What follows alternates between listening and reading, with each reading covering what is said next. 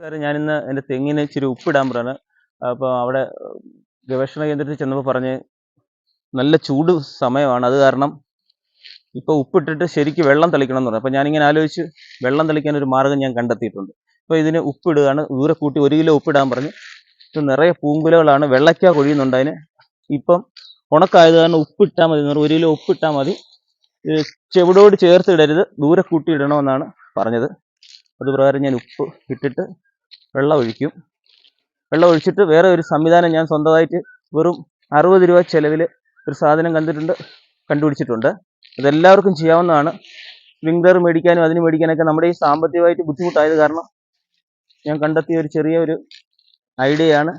നിങ്ങൾക്ക് എല്ലാവർക്കും ഇഷ്ടപ്പെടുമെന്നാണ് എൻ്റെ വിശ്വാസം. പ്ലാസ്റ്റിക് കവർ കളയാൻ പാടില്ല, സൂക്ഷിച്ചു വെക്കണം.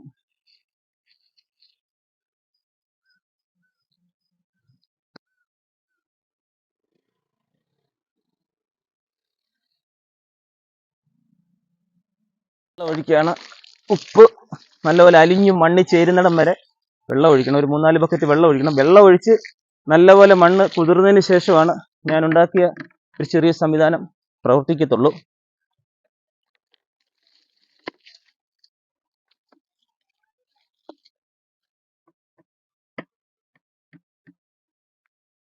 ഇത് കണ്ടില്ലേ, നമ്മൾ സാധാരണ ഉപയോഗിക്കുന്ന വയർ ചെയ്യാൻ ഉപയോഗിക്കുന്ന പൈപ്പാണ്. ഞാൻ ഈ പഞ്ഞി ഇങ്ങനെ എടുക്കുക.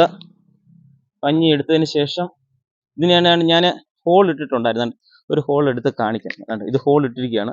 ഈ ഹോളിലേക്ക് നമ്മുടെ സാധാ പഞ്ഞി ഇങ്ങനെ കുത്തി അങ്ങോട്ട് കയറ്റും. കയറ്റി കഴിഞ്ഞാൽ അവിടെ ഇരുന്നോളൂ.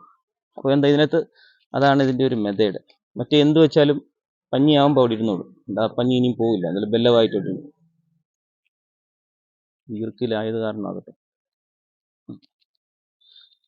പഞ്ഞി നല്ലപോലെ ഇരിക്കുന്നുണ്ട്. ഇനി എന്ത് ചെയ്യും, ഇങ്ങനെ ഈ ബെൻഡ് കൊടുത്തിരിക്കുകയാണ്. ഈ ബെൻഡിലേക്ക് താഴെ വരുന്ന രീതിയിൽ ഈ ഹോളുകളെല്ലാം താഴെ വരുന്ന രീതിയിൽ ഇങ്ങനെ ഞാൻ സെറ്റ് ചെയ്ത് വെച്ചിരിക്കുകയാണ്. ഇനി എടുത്ത് നമുക്ക് തന്നെ അവിടെ തെങ്ങിൻ്റെ ചുവട്ട് വയ്ക്കുന്നത് കാണും.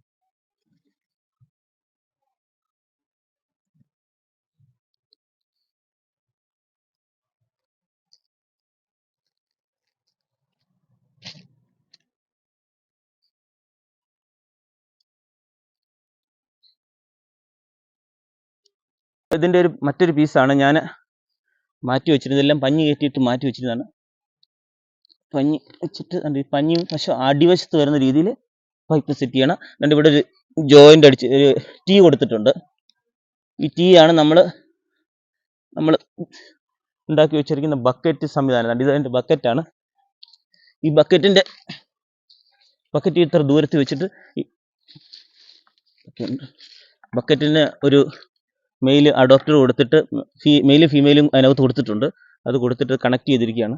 അപ്പോൾ ആ കണക്ട് ചെയ്തിരിക്കുന്നത് നേരെ വന്നിട്ട് ഇതിൻ്റെ ഇവിടെയിട്ട് ഇങ്ങനെ അങ്ങോട്ട് ജോയിൻ്റ് ചെയ്തതിന് ശേഷം ഇച്ചിരി ഇതൊന്ന് എല്ലാം സെറ്റ് ചെയ്തു. ബക്കറ്റ് ഇതുമായിട്ടെല്ലാം ഹോസെല്ലാം കണക്ട് ചെയ്തു. ഇനി ഇതിൻ്റെ ഒരു ലെവൽ വരുത്താൻ വേണ്ടി ഇതിനെ ഒന്ന് എല്ലാം മൂലയും ഒന്ന് പൊക്കി ലെവൽ ചെയ്ത് വെക്കണം.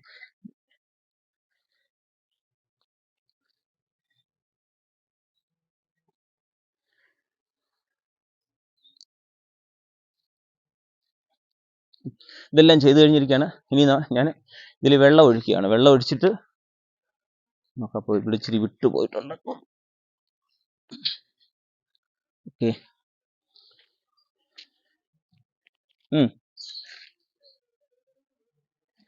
വെള്ളം ഈ ബക്കറ്റിലേക്ക് ഒഴിക്കുകയാണ്. ഡ്രോപ്പായിട്ട് വീഴാൻ തുടങ്ങി. ഇവിടെ വീഴുന്നുണ്ടല്ലേ, തുള്ളിയായിട്ട് വീഴുന്നു തുടങ്ങണ്ട. ഇങ്ങനെ നമ്മൾ ശരിക്കും നനച്ചു കൊടുത്തത് കാരണം ഈ ഡ്രോപ്പായിട്ട് വീഴുന്നുണ്ട്.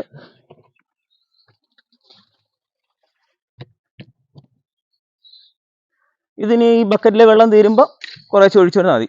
പഞ്ഞി ആയത് കാരണം ഒരിക്കലും ഇത് വരത്തില്ല, അഴുകി പോവുകയൊന്നും ചെയ്യില്ല. മറ്റേ നമ്മൾ ഈർക്കിലോ എന്തുപയോഗിച്ചാലും വെള്ളം നിയന്ത്രിക്കാൻ പറ്റത്തില്ല. പഞ്ഞിയാകുമ്പോൾ അതിൻ്റെ കറക്റ്റ് രീതിയിൽ വെള്ളം ഇറ്റിറ്റ് വീണുള്ളൂ. പിന്നെ വെള്ളത്തിലുള്ള അഴുക്കും പൊടിയും ഒക്കെ വരുത്തുന്ന ജാം ആവത്തതുമില്ല. നിറയെ കായ്ച്ചു നിൽക്കുകയാണ് 5-8 കൂമ്പുകളുണ്ട്. ആദ്യം വന്ന വെള്ളയ്ക്കാണ്ട് കൊഴിയുന്നുണ്ട്. അതിനാണ് ഞാൻ കൃഷി വകുപ്പിൽ ചെന്ന് ചോദിച്ചപ്പോഴാണ് ഇങ്ങനെ പറഞ്ഞത്. വെറും 60 രൂപ ചിലവ് മാത്രമേ ഉള്ളൂ ഈ പൈപ്പ് ഇങ്ങനെ ഫിറ്റ് ചെയ്തതിന്.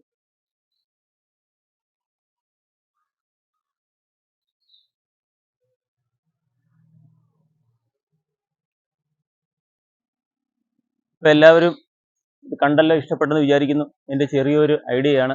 നിങ്ങൾക്ക് ഇഷ്ടപ്പെട്ടെങ്കിൽ എൻ്റെ ചാനൽ സബ്സ്ക്രൈബ് ചെയ്യണേ, ലൈക്ക് ചെയ്യണേ, ഷെയർ ചെയ്യണേ, കമൻറ്റ് ചെയ്യണേ. നിർത്തുന്നു ഞാൻ, നിങ്ങളുടെ സ്വന്തം രാജേന്ദ്രൻ വള്ളികുന്നം.